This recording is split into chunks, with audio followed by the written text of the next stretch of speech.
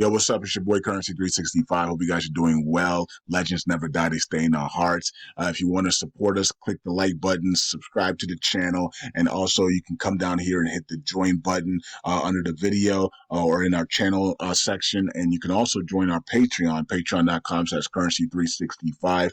And we also have Cash App and also PayPal for supports if you want to sow some seeds. Peace out. God bless. Enjoy the video and keep the movement going. Legends. Bye.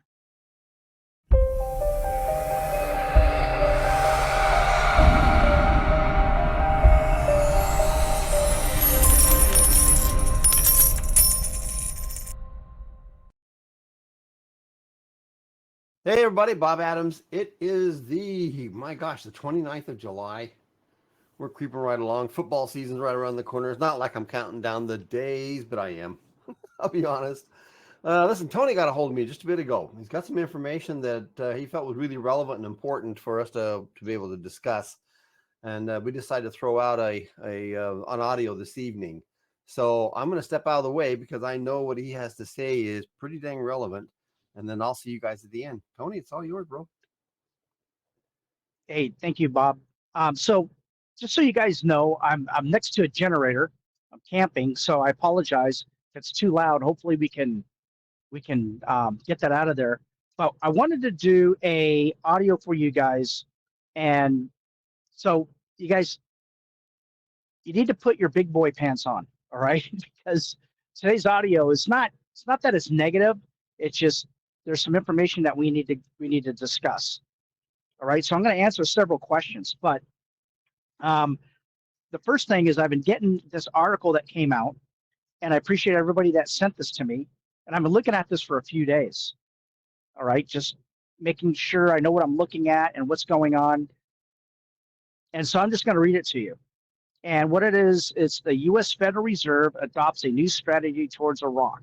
The dollar is threatened with the rising to unprecedented levels. And by the way, that it's a translation, so that doesn't make any sense, but bear with me here because it'll get more clear. The U.S. Federal Reserve adopts a new strategy towards Iraq.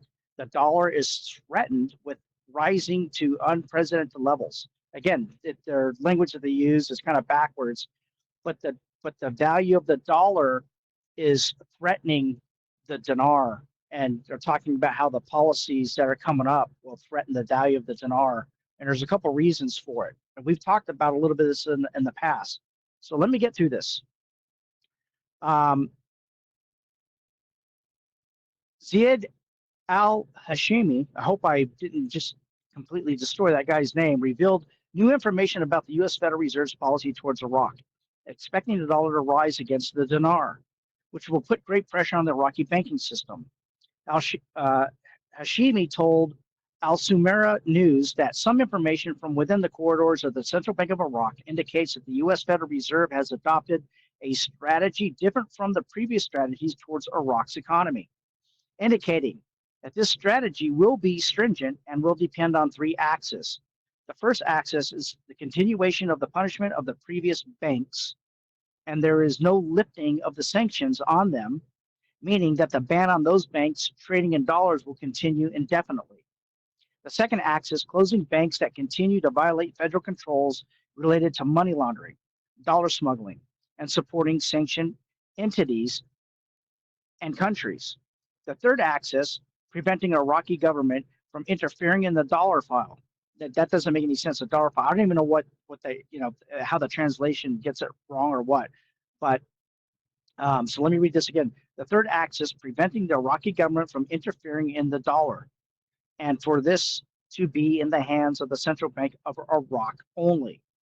He stressed that the last axis explains that the federal bank has detected political influences from the Iraqi government, noting that the Iraqi Central Bank is today in a very embarrassing situation and is almost in trouble due to internal pressures on it to obtain a larger space for the dollar and its circulation. He stressed that the central bank will only be able to delay and postpone federal procedures from the longest possible period of time while achieving temporary protection from the Iraqi banking system and the Iraqi dinar. He stated the U.S. Federal Reserve will not be able to wait forever, and it is expected that there will be federal measures that may occur at any moment, and there will be a sudden and large demand for the dollar, which will lead to a decrease in the value of the Iraqi dinar against the dollar, which will generate great pressure on the Iraqi banking system, the Iraqi economy, and the official political system. So going back to, and I'll make sure I get this link and give it to Bob so he can put it in the title or the description section. But here's the thing, you guys. I talked about this, not specifically what these guys are talking about, the result of it, but the idea that Hezbollah wants to put its headquarters in Baghdad, right? And here's the thing: it doesn't matter if they do it or they don't. The idea that there's people in Iraq that support that type of move from Hezbollah. All right. In other words, it's too pro-Iranian. It's too pro anti-American markets, and so they're going to be punished for it. So here's the thing, you guys. So I'm going to talk about a few things today, but I want to be very clear. I'm going to be doing an audio coming up that talks about all the principles and what I looked at and how I got into this investment. Where I looked at where they were looking at the shadow rate to find the real rate from the inflation rate. All right, that's an economic currency term, and I'll show you guys the report for that. A lot of you read it before, you just didn't know what it was. And then how we injected the U.S. dollar into Iraq before we did our shock and awe, and then how we did the second Gulf War. I apologize, the second Gulf War, and then how we injected the U.S. dollar in Iraq, knowing that their currency was going to collapse. And then how we printed the currency and the countries that we used and to build their new currency supply, what their old currency value was officially before Saddam Hussein started screwing with it, how we put that currency back in the new currency that you and I have, and how it was circulated, how much it cost, who did it, and what the objective and the goal was. All right, none of that has changed. With all the stuff that people came after me or they disagreed with, that's all fine. There's nothing wrong with that. It's just verbal back and forth. But the main core, the main principles, the main thing, like if I was to go into a court of law, and it's like, why were you talking about this? What made you think that that caused you to speculate on this? That report is coming up for you guys. I was going to wait for a little bit longer, but I'm going to have to throw it out there now so people understand, what's going on. But here's the thing, you guys. I promised you that no matter what, that I, brutally honest, I'd give you my honest opinion. So here's where I'm at personally right now. I'm not getting out. I am neutral. This doesn't look good. All right. It actually makes me sick to my stomach. I don't feel good about it at all because I'm looking at the Middle East. I'm looking at the influence and the proxy wars coming from Iran. And remember, Iraq, Sunni Shia, you have two different sects, and they're competing against each other. And Saddam Hussein was Sunni. Iran is Shia. They're competing against each other. And Shia, their population is way bigger than the Sunni in Iraq. And so they have that type of influence. They have more influence. So they could easily be pro-Iran the next day. Now, here's the thing. Here's the reality over the years is that even though they are competing against each other, there was a gentleman's agreement that they wouldn't weaponize their economy against each other in Iraq, that they would both, as best as possible, try to rebuild Iraq, try to rebuild their financial system. And over the years, that's what you and I watched. We were watching the news and the articles and all that stuff, the laws that they pass and how they were trying to upgrade their financial system and make sure they were compliant so they can be on the world stage with their currency again. All right. And you guys, they never skipped a beat. They've never, they always been on it. But this is a different ball game. All right. So here's the thing: they are following laws that will get them to where they're people will be able to trade with them. But what the road that they're going down now, they're going to be sanctioned, and that's what this guy's talking about. What did the United States just do with Russia? What did the EU and all these countries do with Russia? We sanctioned them. First thing that we do is cut their money off from our markets. So that's what's coming down with Iraq. And so that's not good. Also, with that type of language, there wasn't too much information. That article came out where Hezbollah wanted to be part or relocate its headquarters to Baghdad. There was not too much information out there about it. They even denied it. And then, then more information came out that no, that conversation really did happen.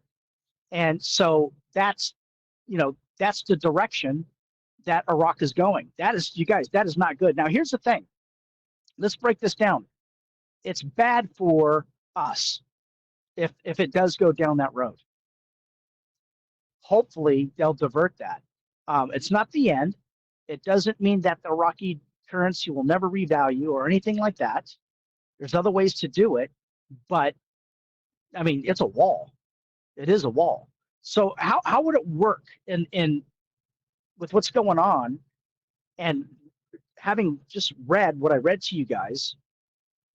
How would it work? Well, remember, Iraq is making its money selling energy in U.S. dollars, and that is protected from us.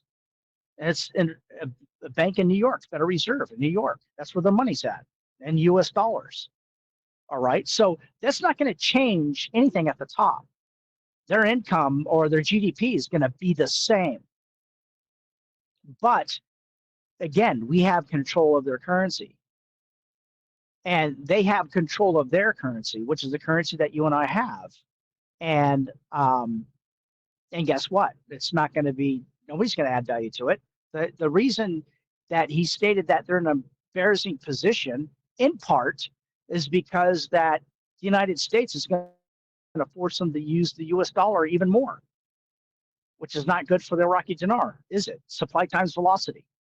Remember the formula where, the old argument back in the day, you had these arguments going back and forth on whether there's 9 billion dinar out there or 70 billion or what, how many, you guys, none of that matters. None of that matters, because if there's 70 billion dinar out there, then it's never going to revalue, and you're in the wrong investment. You have to believe either there's not 70 billion or they're going to reduce that.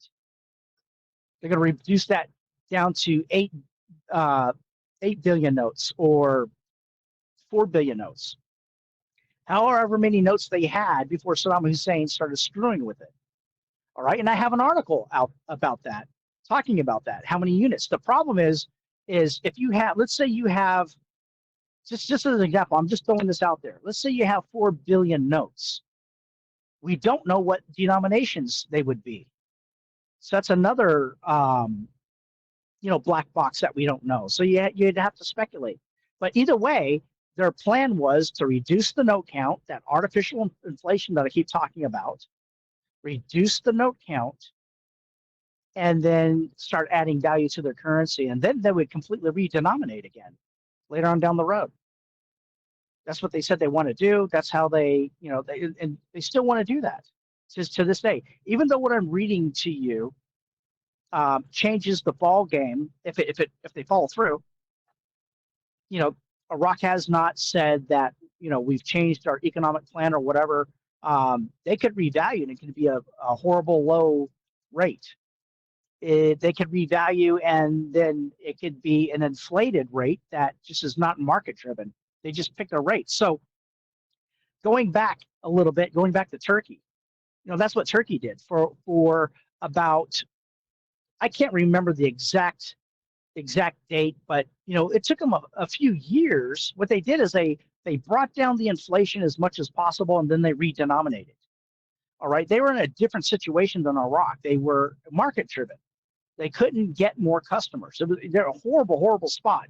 There's a lot of people out there that are in the opinion that they cheated and they really didn't get the inflation down. It was just policy. It had nothing to do with market. And then they tried to fool the world and redenominate, and kind of correct their note count and all that stuff. It worked for a while, all right, but they're always in trouble. It seems like Turkey always has weird trouble with inflation, so they never fixed it correctly, right? But Iraq is completely different. Iraq, it's remember that, guys, I've said this a million times. You go look at what the rate of the Iraqi currency was back at its highest peak. Then you look at their oil production. Look at the price per barrel.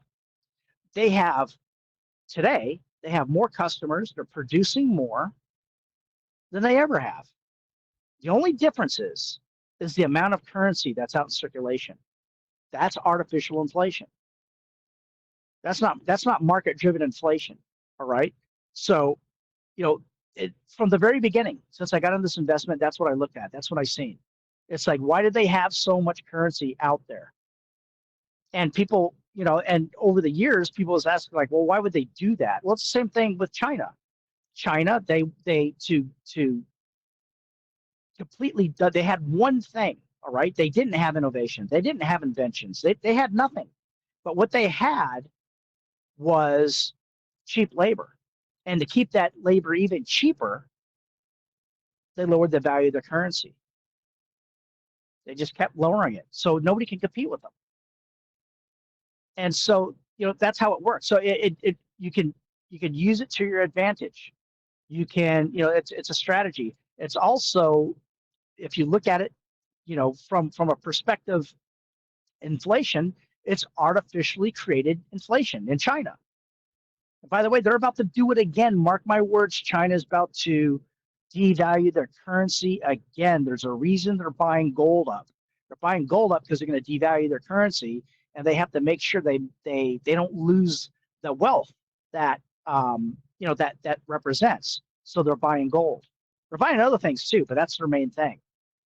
And you understand, guys, where the United States is reshoring its production. All right, not the United States, the entire West. And so China's strategy is that, look, we're going to make it cheap. It's going to be free. That's their strategy. They don't have anything else. They're losing customers. They know if they go after Taiwan, they're going to be sanctioned back into the Stone Age. They'll last about 3 months. Their economy will literally last about 3 months because China has enough animals to feed its people. They're pretty efficient, all right? But they don't have the feed, the food, the resources to feed those animals. It's all imported. So they're over with. Take about 3 months. They got to slaughter everything. Then they have the meat that's left over. And then hits the fan after that. And that's exactly what would happen with them. All right. So, it's very strange what's you can, if you know the stuff, you write the stuff down, you can see the stuff come at us in slow motion. What's going to happen? Who's going to do what? But China thinks that they're going to avoid this by making it so cheap and try to be a little bit more cooperative in trade.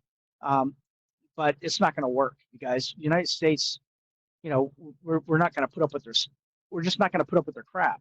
You have the Biden administration, which was way more aggressive. Trump put sanctions on China. Biden did the CHIP Act against China and did the PG2 Act against China. All right. And then he increased some of the tariffs on them. All right. So he doubled down. So if Kamala gets in, that's not going to change. If Trump gets in, he's going to go after them. He's going to go after the Chinese. He just simply is. So it's China's not in a good spot. But the reason I'm even bringing this up is because, remember, it's all about comparing. How is their currency going to gain value? It has to expand its markets. All right. And then if like right now, if they don't expand their markets at all, can they revalue it? Absolutely. That's the only thing that I have that would work right now is they just shore up their note count and just let it happen. But I don't see any talk about that going on. Not only that, but that would be it's a risk if they do that and they're not open up to Western markets. Because what would happen if they did this, what Turkey did, they shifted their currency, they redenominated, they added value to it. All right. They tried to recreate the markets, try to get more customers, and it doesn't work. There's no place to go, you guys. It would be too tough. And then they would really be dependent on the US dollar. And then they would have no power over their own economy, or a lot less. So that's what's at stake for Iraq. They are in trouble. They are in deep trouble. But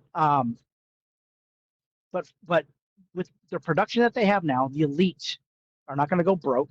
The elite are going to be exactly the same because they're dealing in US dollars. The population is spending dinar. It's like Saudi Arabia.